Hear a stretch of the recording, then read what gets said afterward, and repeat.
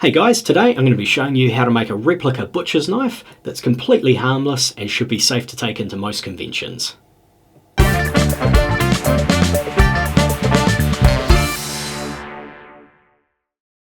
What we're going to do is we're going to make it out of some MDF board. I'm going to put a real knife that I want to replicate onto the board and I'm going to trace around the design.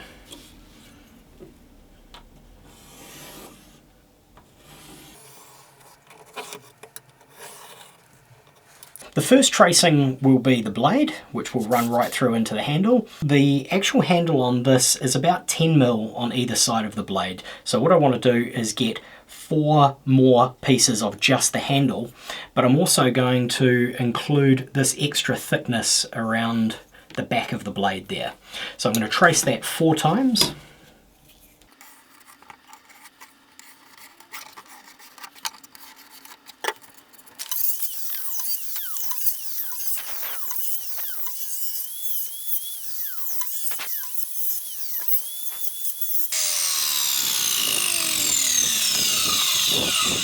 We've now got our 4 handle pieces, and what we want to do is make 2 pairs. So I'm just going to use some PVA glue and glue these together.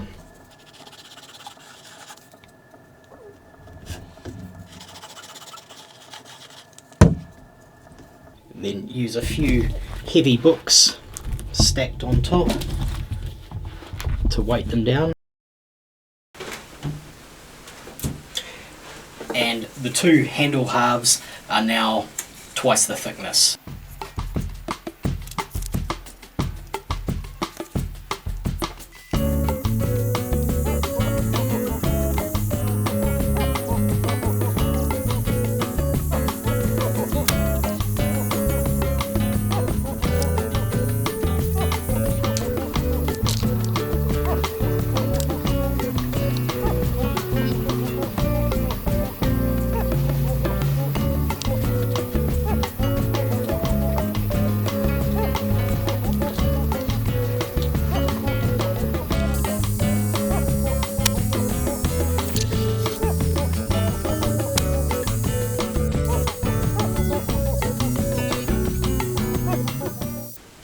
I've used the power file and I've now ground down the outside shape of the 2 handle pieces, and they also now fully conform to the shape of the blade piece in the middle. So the next step is to take a good look at the handle on the knife that we're copying and start to trace out on one side here the shapes of the bevels on the top surface here. With a pencil I've sketched out how the shapes of these tapers and things will actually sit on these pieces. So I'm going to go and now trace out all of the contours onto the pieces.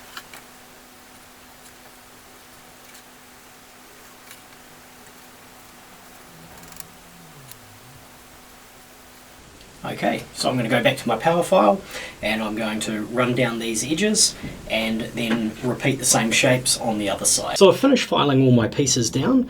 I've used the power file to put all the bevels on, put the radius edges on.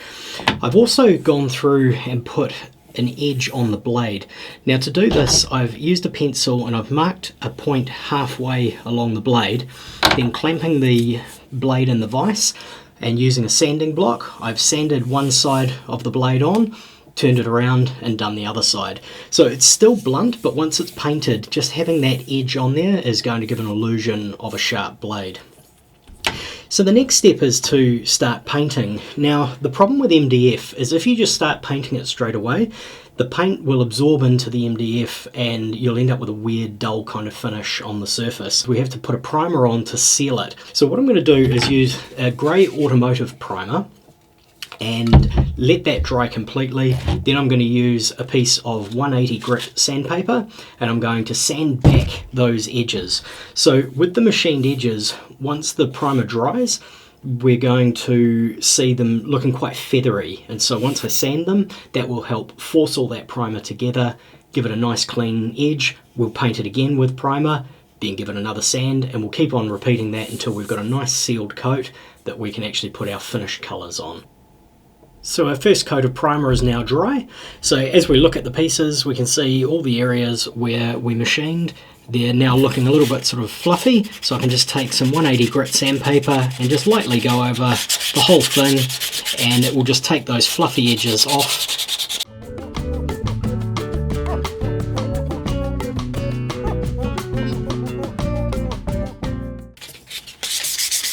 And to paint the blade, I also just drilled a little hole in the top so I could hang it on a piece of wire and paint both sides at the same time. Okay, so that's taken all of those sort of loose little furry bits off, so it's all quite smooth now, so I'll give that another coat of primer. I've now given all my pieces 4 coats of primer with a good sand in between, and all the sort of feathery edges are now gone.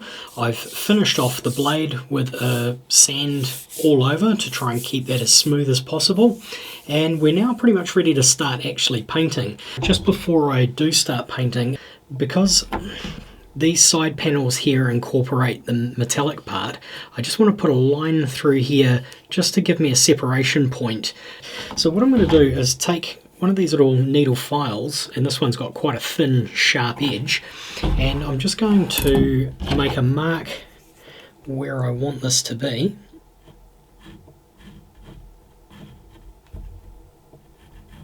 Just with a pencil. And then I'm going to put a little file line in here. I don't want to put much of a mark on there, just a little line, and then have a look, and it angles ever so slightly as it gets to the top edge.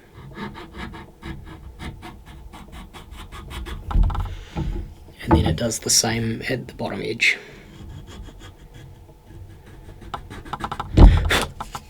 Okay, so that's really going to help me later on. So now what I can do is I can put the 2 handle pieces together, and I can mirror those lines.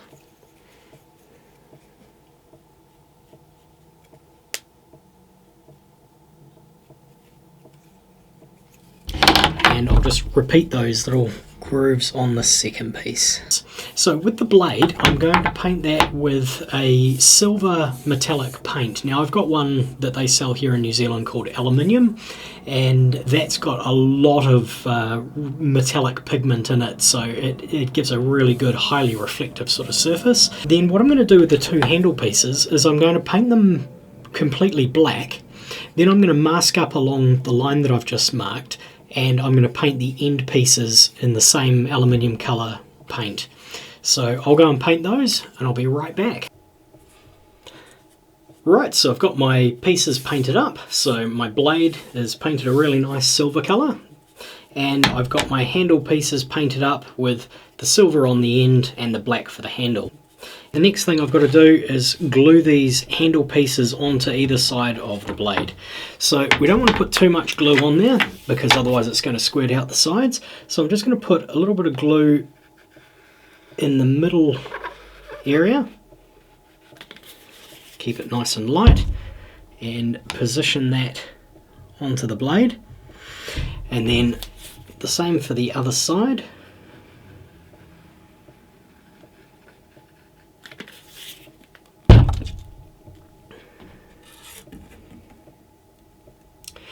Now what I'm going to do is just get a little bit of masking tape or painter's tape, and just put a few pieces around the outside edges just to hold that all together while it dries. So I can just leave that now until that glue dries. Now that the glue's dried, we can take off the masking tape, just carefully so we don't pull off any of the paint. So the next thing to do is to take a look at these rivets. Now what I'll do is use a pencil to put an imprint for the locations for each of the rivets there. We'll do that on both sides. What we're going to use for the rivets and the handles are these little leather rivets here. There are just a metal cap on the top, and underneath they are a sort of a split shank that you would put through a hole in the leather and then you'd fold the ends over. But what I'm going to do is just glue them straight in. So the first thing I want to do is drill a hole for the shank to go in. So the shank will now sit in those holes, but we need a slightly bigger hole for the head, just so that they're a little bit recessed and not sitting on the surface like that. Now, when you've got a small pilot hole in a piece of MDF and you go to put a bigger drill bit in, because the MDF is so soft, it catches and it wants to tear quite a big chunk out. So what I'm actually going to do is I'm going to put the drill on reverse, and I'm just going to basically wear a hole into it.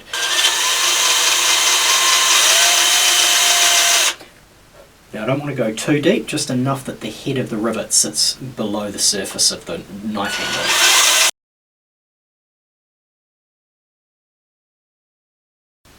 So some of my holes came out pretty good there, and some of them I'm not very happy with. Some of them have got quite a feathered edge there. So what I'm going to do is just use a little bit of sandpaper just to smooth those off. Now that will damage some of my black paint, so I'm going to mask up around the silver part of the blade, and I'm going to then just give the sides of the handles another dust of black paint just to fill those bits in. And in hindsight, it probably would have been a good idea to put these holes in preparation for the rivets before we painted the handles. No problem, we can backtrack there and get this sorted. Okay, so what I've done is I've gone back and I've painted the handle sides again, and that's just got rid of those little feathered edges around the holes that I've drilled. So now we can start putting in our rivets. So I'll just put a little bit of super glue into the edge of the hole, take one of my rivets and just press it into place.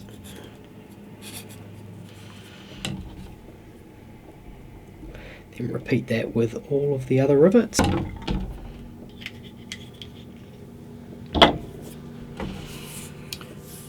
Right, and there you have it, the finished knife.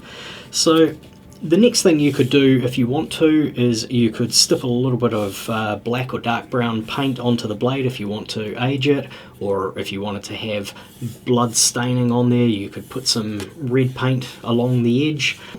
For me, I want to leave it looking like a relatively new knife.